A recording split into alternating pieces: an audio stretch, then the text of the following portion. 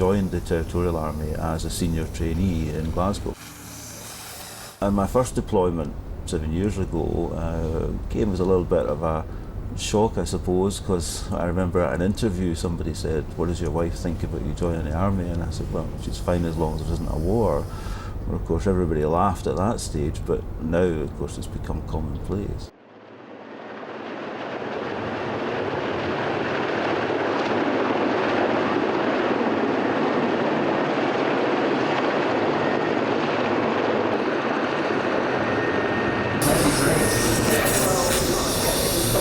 Came in yesterday from an IED incident where he looked as if he took the full front of the blast. He lost his right leg in the instant. It was sort of beyond repair, but his left leg was peppered with ball bearings effectively, and that's what's caused all the damage.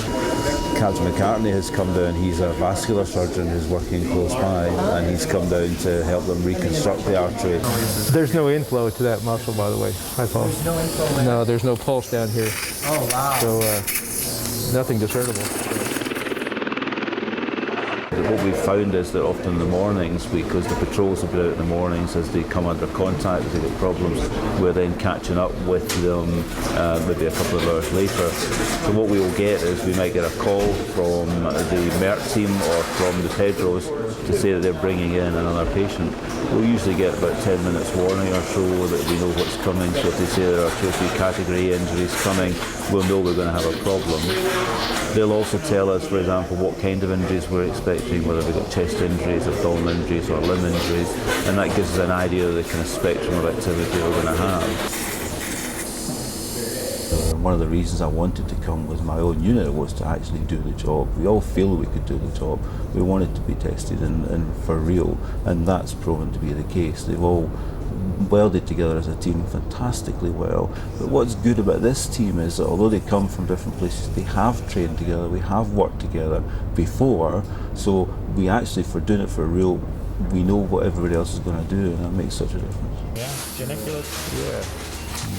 No, it's astonishing that he was spared injury. You know, most of the stuff is just, it's all superficial, and it's all come down the front. Interesting, he was telling me he was lying prone, and he looked up.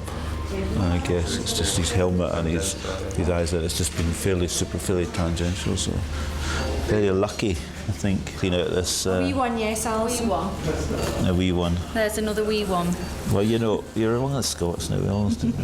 Oh, I tell you, she's getting right good, aren't you? Is that you? That's me.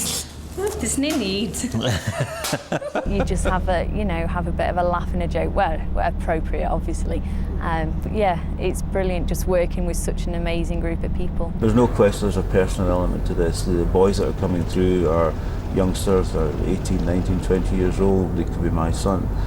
So it's very personal. If I was trying to encourage someone to do this, I would say to them, you've got the skills to do this. You will get a situation where you will save lives, you will make a difference. The sense of satisfaction, the personal benefit to you from doing this job is just beyond no other.